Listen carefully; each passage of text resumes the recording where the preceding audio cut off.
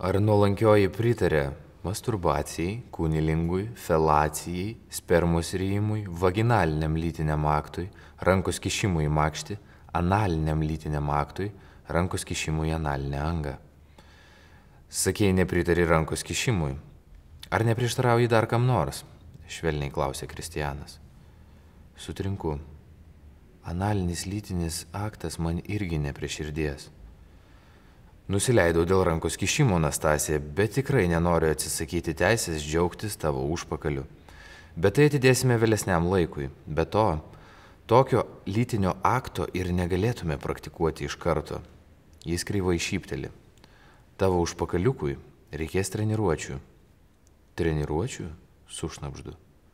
O kaipgi? Jį reikės rūpestingai paruošti. Analinis lytinis aktas gali būti labai malonus, patikėk. Bet jei pamėginsim ir tau nepatiks, galėsime jo atsisakyti. Jis drąsinamai šypteli. Pakeliu į Kristianą akis, sumirksiu.